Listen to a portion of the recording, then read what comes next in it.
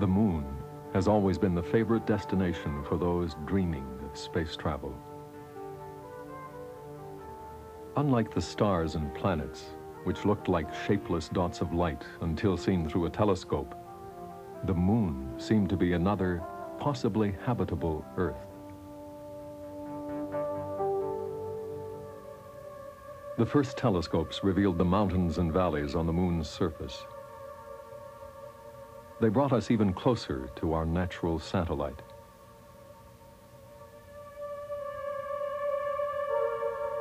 It was always known that one day humans would walk on the moon. Ingenuity and colossal resources, however, were required before this age-old dream could be realized.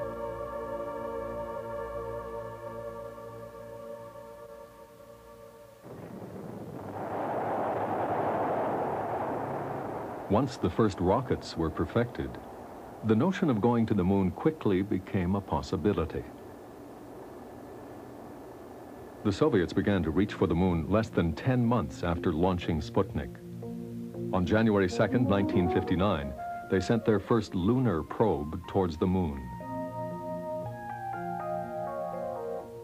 This probe contained many scientific instruments.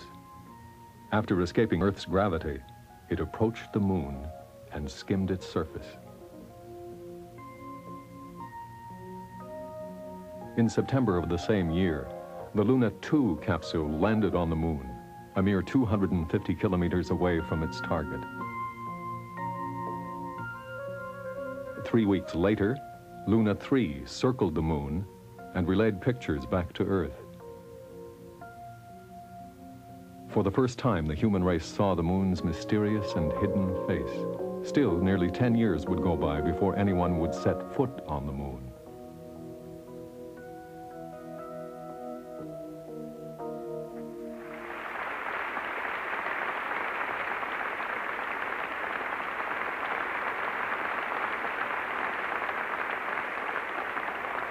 I believe that this nation should commit itself to achieving the goal before this decade is out of landing a man on the moon and returning him safely to the Earth. Realizing the Americans were at least 2 years behind the Soviets, President Kennedy promised the American people they too would reach the moon. 3 months later, in August 1961, NASA launched its first space exploration program. The Ranger probes carried cameras to relay images of the moon's surface back to Earth. The camera kept running until the probe crashed on the moon. 10 seconds to impact. Video still good. Excellent signal strength. 3, 2, 1. Impact. The probes also carried seismometers, equipped with retro rockets. They were designed to make a soft landing on the moon and record seismic activity. The first 6 Ranger missions ended in failure. Fortunately, the next 3 made up for them. More than 17,000 photos of the moon's surface were sent back to Earth.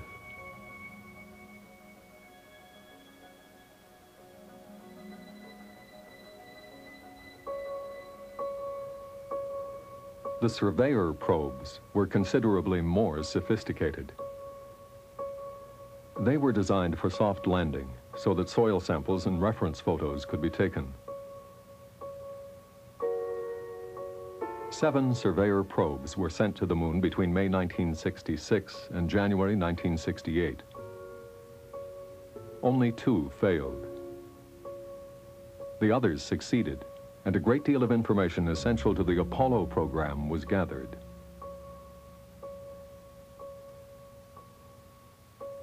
The lunar soil was tested to see whether it could support the proposed lunar module, which weighed 15 tons. The dangers faced by the crew as a result of radioactivity, cosmic rays, or micrometeorite showers were evaluated.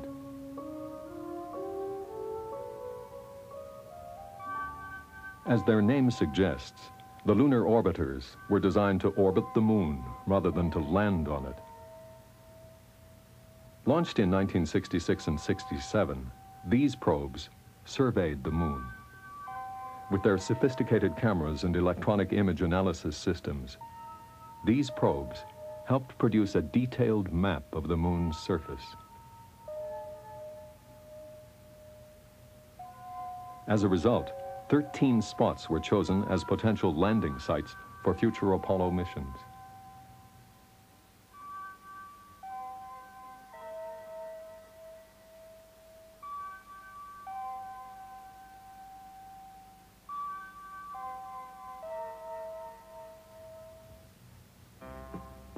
Once the targets were pinpointed, instruments had to be built.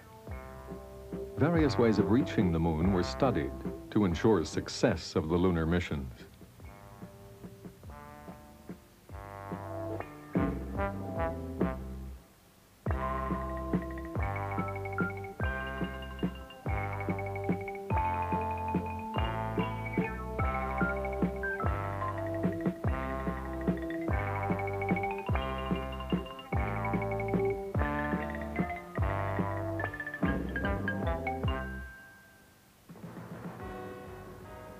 A non-stop flight preferred by Professor Tournesol seemed inappropriate.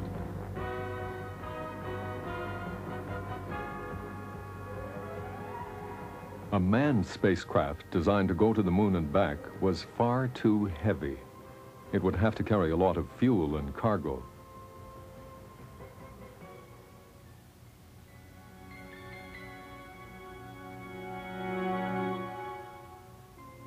Instead, it was decided to rendezvous with spaceships orbiting round the moon. A delicate operation, it required high-precision navigation at low-level lunar orbits. Since the moon's subsoil is peppered with giant meteorites, its force of gravity is irregular and orbits are unstable. Launching installations and a building where a rocket could be vertically assembled on a portable launching pad had to be constructed, and the spacecraft had to be developed. The building was a staggering 218 meters high. The clearance for the main door was higher than a 40-story skyscraper.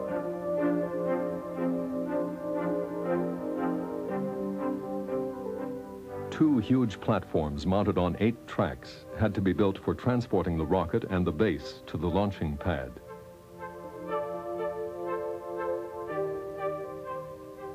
The unit required to move the assembly building to the launching pad weighed more than 8,000 tons. A mobile service structure, 125 meters high and 4,800 tons in weight, was also brought to the launching site during preparations for takeoff.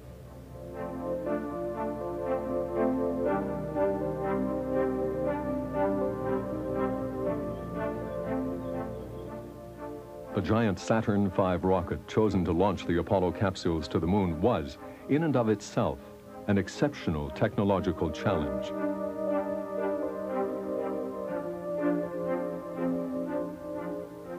Composed of 3 propulsion stages, it also had an equipment stage at the top, which included lunar and service modules and a command module for the astronauts. The flight tower was 110 meters high and weighed close to 3,000 tons at takeoff.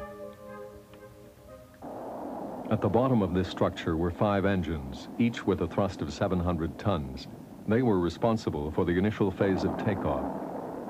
The second stage was also equipped with 5 engines, with a thrust of approximately 100 tons. A similar engine, designed for the final push to the moon, was located on the 3rd stage. In the meantime, a group of men were being trained for the first manned flight of an Apollo capsule to the moon. 3 astronauts had been chosen. 2 were veterans. Virgil Grissom had already made 2 flights, and Edward White had been the first American to walk in space. It was to be the first space mission for Edward Chaffee. On January 27, 1967, the three were rehearsing countdown and takeoff procedures for one last time, when one of the astronauts reported a fire in the capsule. At the same instant, the flames could be seen on the closed-circuit television monitors.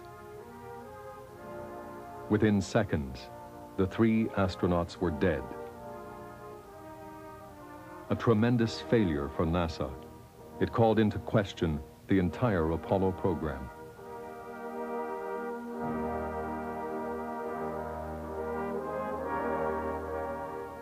An inquiry revealed the fire was caused by an electrical problem. It was decided that there were no further risks, and the program could proceed. On November 9, 1967, Saturn V was finally ready for takeoff. The 5 first-stage engines ignited on schedule, consuming 30 tons of fuel per second. Once that fuel ran out, the first stage fell off, and the second continued for another 6 minutes. The launching was then completed by the single engine in the third stage.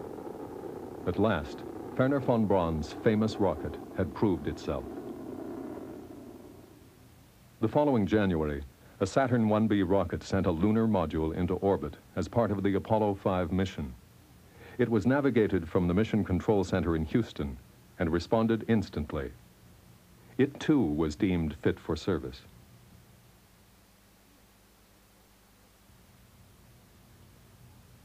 Nearly 20 months after the tragedy of January 1967, the first manned flight in the Apollo program was about to begin. Apollo 7 proceeded without a hitch, testing all flight and communication systems.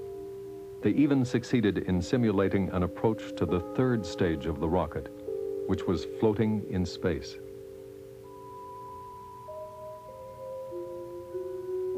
The mission lasted 11 days, the same time it would take to complete a lunar exploratory mission.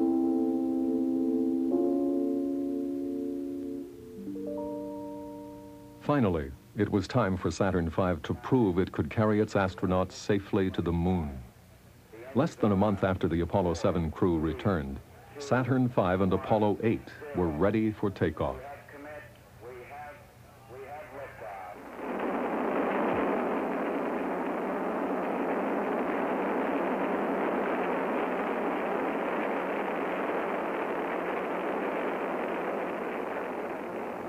The December 21, 1968 takeoff proceeded perfectly. 2.5 hours later, the engine of the third stage ignited for 5 minutes and sent the spacecraft toward the moon.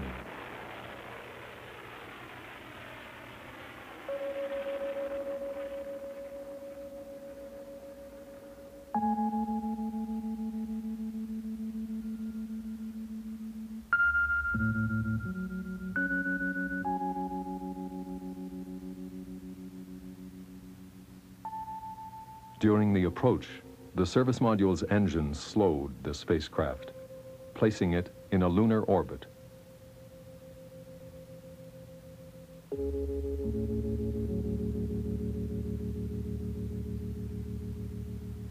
Apollo 8's television cameras enabled millions of people to see the moon's surface a few hundred kilometers below the capsule.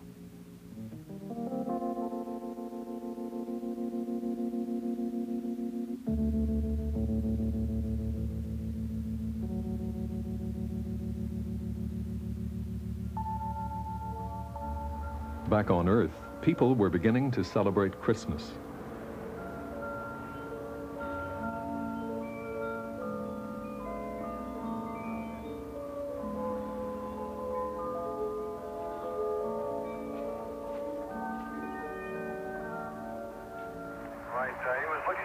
On board, Borman, Lovell, and Anders prepared to spend Christmas Eve orbiting the moon. Think real hard, Jim. ECOM says he could have slipped down the steam duct. Sounds good about that time, Phil. It was boiling water.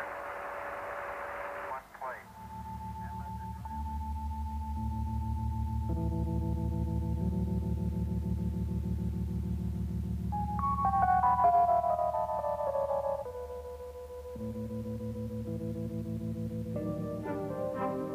On Christmas morning, Commander Borman activated the service module's engine.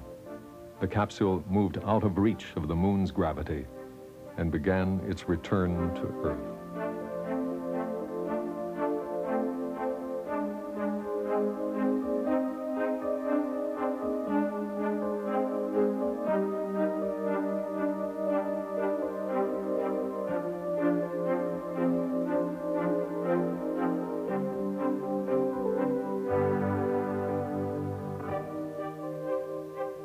Re-entry proceeded impeccably. The capsule landed in the Pacific Ocean, less than 5 kilometers from the USS Yorktown.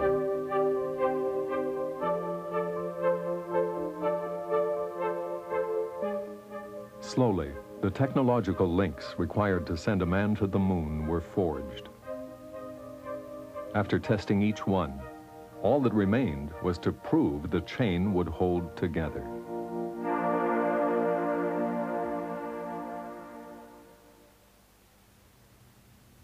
On March 3, 1969, a Saturn 1B rocket sent Apollo 9 into an orbit around the Earth.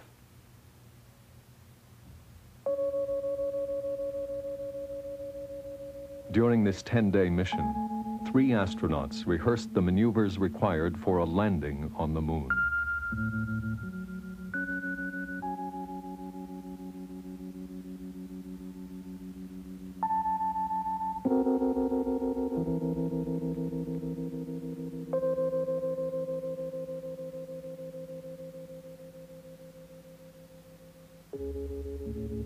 The mission was a success. The next step was to rehearse these maneuvers in a quasi-real situation around the moon.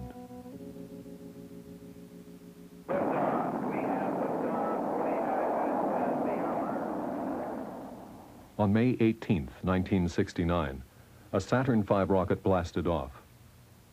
A trial run of the flight was carried out. It stopped 15 kilometers short of its target. The only thing it didn't do was land.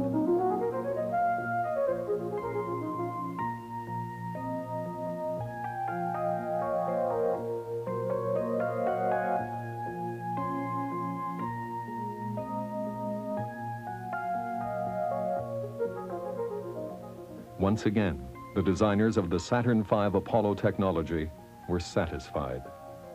Everything was ready.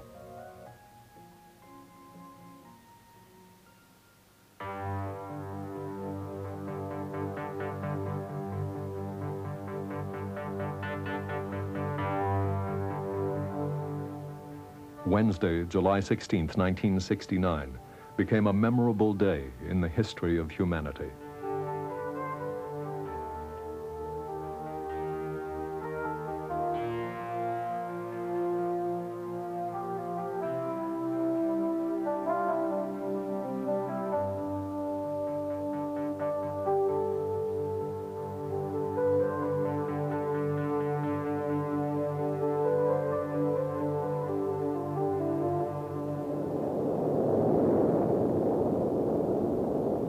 Millions of people gathered in Cape Canaveral, 3,500 journalists from 56 countries, and more than 5,000 guests of honor, including Charles Lindbergh, were there.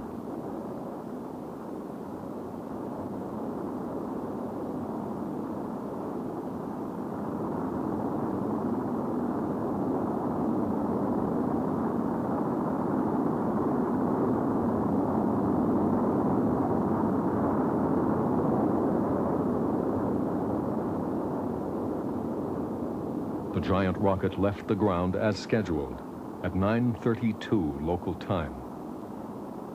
Its payload was in orbit less than 12 minutes later.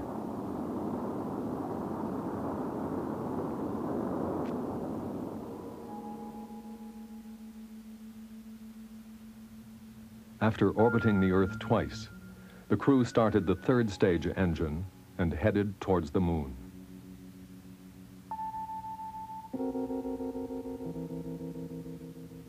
At a cruising speed of 38,600 kilometers an hour, it took almost 3 days to reach their destination.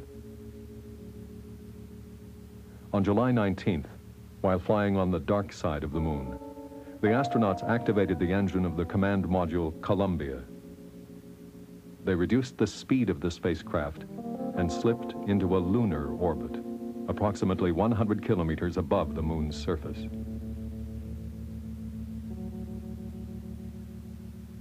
Around the same time the next day, the lunar module Eagle was disengaged from Columbia. Neil Armstrong and Edwin Arden began their descent. Velocity down now to 1,200 feet per second. You're looking great, Eagle. Altitude 13,005. Velocity 9,100 feet per second. After several orbits, the retro rockets were activated. The lunar module was slowed down even more. Forward 40 feet, down 2.5. Picking up some Armstrong, however, realized they were flying over an immense crater. shadow. He took over the controls and navigated the capsule to a less hilly site. Down 1/2. 30 seconds. Forward.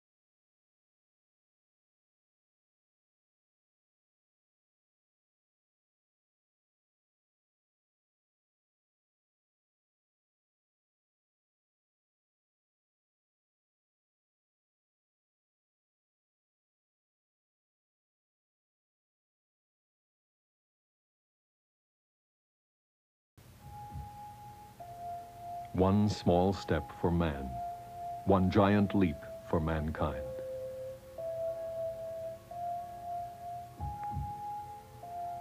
Aldrin joined Armstrong. They spent 2 hours outside the spacecraft.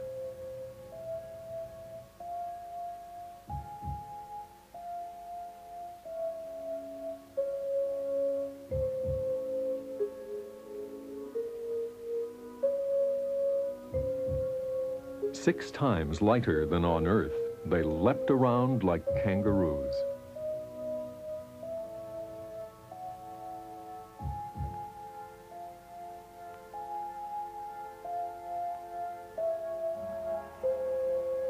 Even though the ground was solid, it was covered by several centimeters of dust, and they left large footprints.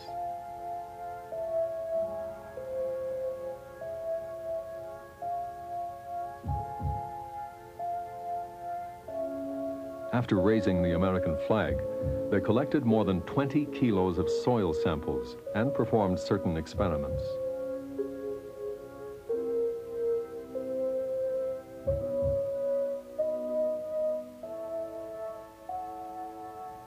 Once their work was finished, they reboarded the lunar module and embarked on the voyage home. Beautiful. Very smooth. Very quiet ride. There's that one crater on there. Breathe. After spending 21 hours on the moon, the mounting stage of the lunar module pulled away from the moon's gravity at 6:44 p.m. GMT. Several maneuvers later, the mounting stage, weighing less than 2 tons, attached itself to the Columbia, which had continued to orbit around the moon during the Eagle's descent.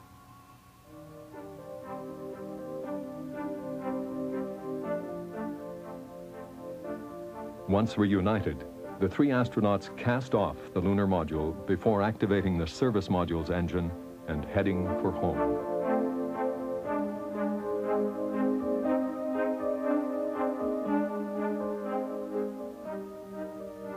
The return trip took approximately 40 hours. The capsule landed in the Pacific Ocean at 4:15 p.m. Greenwich Mean Time, 2 kilometers from its designated target.